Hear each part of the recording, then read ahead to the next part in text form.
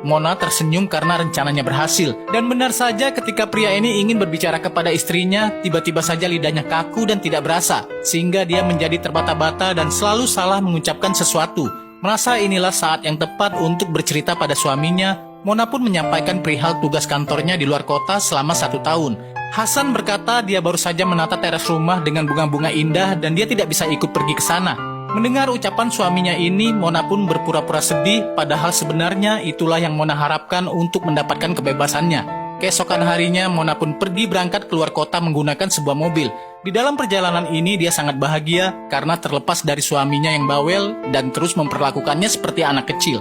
Singkat cerita, ketika wanita ini menemui 2 orang temannya semasa kuliah yang bekerja di sebuah stasiun radio, wanita ini berkata bahwa dia datang ke kota ini karena ada suatu pekerjaan dan dia juga ingin bersantai sementara waktu menikmati kebebasannya. Dia juga terbebas dari ocehan-ocehan suaminya itu. Kemudian ketika Mona pulang dan membuka pintu kontrakannya, tiba-tiba saja dia melihat Hasan suaminya telah berada di rumah itu. Begitu kaget sang istri karena rencana dia untuk dapat menjauh dari suaminya itu gagal total. Sehingga rutinitas pun terus berjalan. Dengan ocehan-ocehannya, sang suami pun berkata bahwa suami istri itu tidak baik kalau tidur terpisah. Karena memikirkan hal itu makanya dia menyusul. Seperti biasa, karena hobi memasak, sepiring mie instan sudah disiapkan oleh pria ini untuk menyambut istrinya.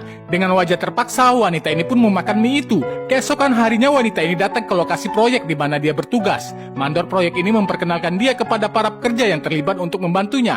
Setelah memberitahukan bahwa dia adalah seorang pengawas di gedung ini, mereka pun akhirnya berbicara. Wanita ini menanyakan bagaimana kabar anak-anak dan istrinya. Si mandor mengatakan mereka sangat bahagia dan dia sangat mencintai mereka. Di malam hari saat suaminya tertidur, wanita ini terus terbangun. Dia galau guys, berpikir bagaimana dapat terlepas dari hubungan ini dan hidup bebas tanpa adanya aturan dan omelan dari sang suami. Sampai ketika pagi tiba, dia melihat sebuah kejadian di depan rumahnya. Sepasang suami istri bertengkar karena sang suami terlibat perselingkuhan dengan wanita lain. Wanita ini mengamati apa yang terjadi di antara mereka, sampai akhirnya si istri pun meminta cerai lalu meninggalkan suaminya pergi menggunakan mobil. Wanita ini penasaran apa yang telah terjadi. Ternyata saat dia melihat sebuah papan nama di samping rumahnya, di sana ada sebuah tempat seorang dokter psikologi praktek, di mana mereka melayani konsultasi masalah hubungan pernikahan. Setelah melihat itu, wanita ini akhirnya kembali dengan pakaian rapi untuk mendatangi tempat praktek itu. Dia bertanya pada si petugas apakah dapat bertemu dengan dokter. Petugas ini mengatakan kalau dia harus mencatat data diri pasiennya sebelum bertemu dokter. Wanita ini pun menyebutkan data diri dia,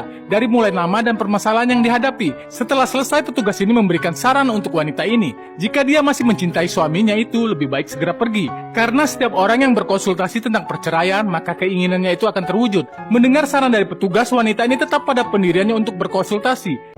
Penasaran dengan cerita ini selengkapnya? Saksikan next part.